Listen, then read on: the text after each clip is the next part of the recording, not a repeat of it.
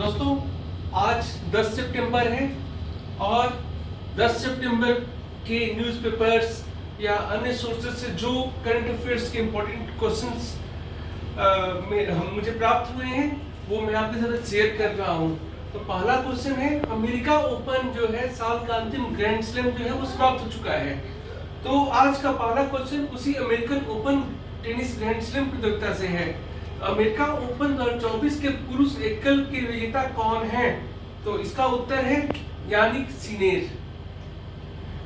इस बारे में और बातें जान लेते हैं। दुनिया के नंबर 1 टेनिस खिलाड़ी इटली के यानिक सिनेर ने अमेरिकी ओपन में पुरुषों के खिताबी मुकाबले में अमेरिका के टेलर फ्रिट्ज को 6-3, 6-4, 7-5 से हराया। Jannik Sinner US Open men's singles जीतने वाले इटली के पहले खिलाड़ी हैं। Jannik Sinner US Open men's single जीतने वाले इटली के पहले खिलाड़ी हैं। इससे पहले 2015 में इटली की फ्लाविया पेनेटा यूएस ओपन जीतने वाली इटली की पहली महिला खिलाड़ी बनी थी। टेलर फ्रिट्ज 2009 के बाद किसी ग्रैंड स्लैम फाइनल में पहुंचने वाले पहले यूएस पुरुष एकल खिलाड़ी हैं। मतलब अमेरिका 2009 में एंडी रोडिक पहुंचे थे किसी भी टेनिस ग्रैंड स्लैम एकल के फाइनल में। उसके बाद जो है टेलर फ्रिट्ज 2024 में पहुंचे हैं, जो अमेरिका के पुरुष एकल खिलाड़ी हैं, जो कि पहुंचे हैं लगभग 15 साल के बाद किसी ग्रैंड स्लैम के फाइनल में। और 2003 में एंडी रोडिक ने ही जीता था अमेरिकी ओपन। उसके बाद 21 साल हो गए, अभी तक किसी अमेरिकी खिलाड़ी ने अमेरिकी ओपन नहीं जीता है पुरुष में। महिला में सेरेना विलियम्स वगैरह ने जीता है। तो ये हो गया। तो यहाँ याद रखने वाला बात है, अमेरिकी ओपन पुरुष का खिताब यानिक सिनेर ने जीता। यानिक सिनेर इटली के हैं। फाइनल में उन्होंने अमेरिका के टेलर फ्रिट्ज को हराया।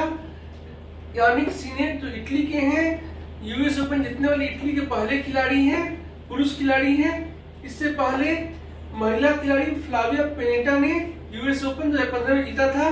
टेलर फ्रिट्ज 2009 के बाद किसी ग्रैंड स्लैम के फाइनल में पहुंचने वाले पहले यूएस पुरुष एकल खिलाड़ी हैं। और 2003 में एंडी रोडिक ने अमेरिकी ओपन का खिताब जीता था, सिंगल से खिताब जीता था। उसके बाद किसी पुरुष एकल खिलाड़ी ने, जो अमेरिका के हैं, किसी अमेरिकी पुरुष एकल खिलाड़ी ने अमेरिकी ओपन खिताब 2003 के बाद अभी तक नहीं जीता है। आज का दूसरा क्वेश्चन है, भारत की कौन सी ट्रेन विश्व की सबसे लंबी ट्रेन सेट होने का दर्जा प्राप्त करेगी? यहाँ कीवर्ड है ट्रेन सेट। तो भारत की कौन सी ट्रेन विश्व की सबसे लंबी ट्रेन सेट होने का दर्जा प्राप्त कौन सी ट्रेन प्राप्त करेगी या किस ट्रेन को प्राप्त होगा? तो दिल्ली बनारसी वंदे भारत ट्रेन जो है वो विश्व की सबसे लंबी ट्रेन सेट होगी। तो इसके बारे में ज्यादा बातें जानते हैं। दिल्ली बनारसी वंदे भारत ट्रेन विश्व की सबसे लंबी ट्रेन सेट का खिताब हासिल करने जा रही है। इसकी लंबाई 20 कोचों की होगी, जबकि विश्व में अधिकतम 18 कोचों की ट्रेन सेट चलन में है। मतलब मैक्सिमम 18 कोच होता है, उससे 2 कोच ज्यादा होगा। तो यह याद रखने वाली बात है कि विश्व की सबसे लंबी ट्रेन सेट होने का दर्जा दिल्ली बनारसी वंदे भारत ट्रेन को मिलेगा। इसमें 20 कोच होंगे। मैक्सिमम जो वर्ल्ड में होता है वो 18 कोच ही होता है, यानी 2 कोच ज्यादा होगा। आज का तीसरा क्वेश्चन है, भारत में मंकी पॉक्स के पहले मामले की पुष्टि हो गई है। जिस मामले में पुष्टि हुई है वह मंकी पॉक्स का कौन सा वायरस है?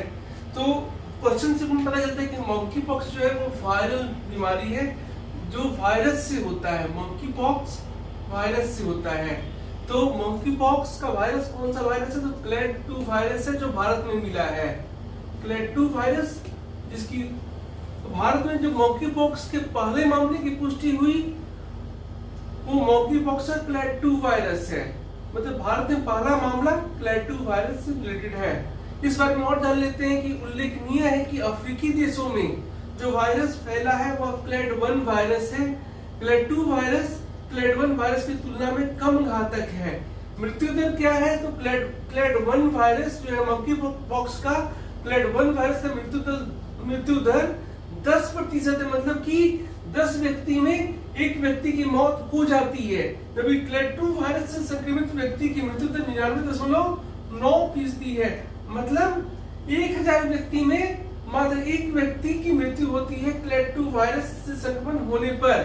तो 1000 में एक और यहाँ 10 में एक क्लैड 1 वायरस। अब आइए बिहार से संबंधित कुछ जानकारी है। मंकी पॉक्स मरीजों की जांच के लिए बिहार में गया एयरपोर्ट पर जांच केंद्र खोला गया है। तो यहाँ जो इम्पोर्टेंट बात है, मंकी पॉक्स एक वायरल बीमारी है। ये क्लैड 2 वायरस के कारण होता, भारत में जो मिला है वो मामला, जो पहला मामला मिला है भारत में, वो क्लैड 2 वायरस का मामला है। क्लैड 2 वायरस कम घातक होता है। अफ्रीकी देशों में क्लैड 1 वायरस फैला हुआ है और क्लैड 1 वायरस में 10 में से एक व्यक्ति की मृत्यु हो जाती है क्लैड 1 वायरस से ग्रसित व्यक्ति में से। और क्लैड 2 वायरस में 99.9 मतलब 1000 व्यक्ति में से एक व्यक्ति की मौत होती है। और बिहार के गया एयरपोर्ट पर मंकी पॉक्स के मरीजों की जांच के लिए जांच केंद्र खोला गया है।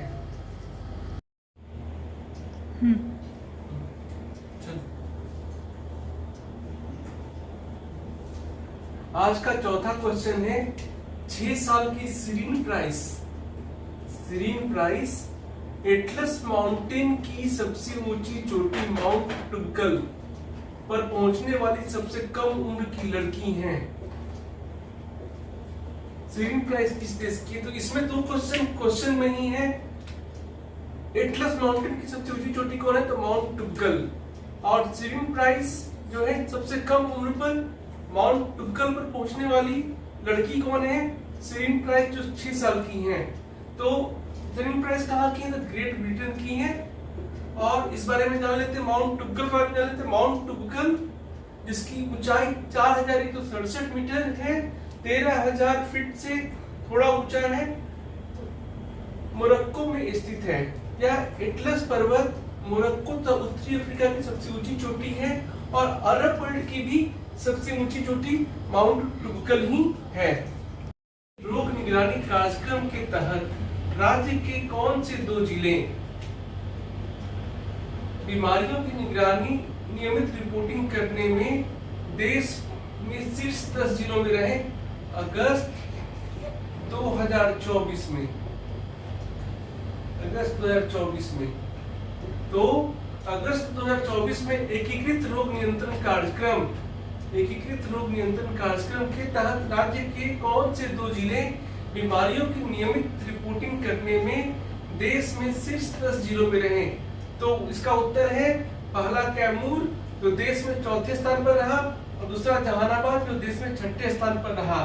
तो जहानाबाद को 98.7 अंक प्राप्त हुए, 100 में से 98.7 अंक प्राप्त हुए, तथा कैमूर को 99.6 अंक प्राप्त हुए। तो कैमूर बिहार में पहले स्थान पर रहा, जहानाबाद दूसरे स्थान पर रहा।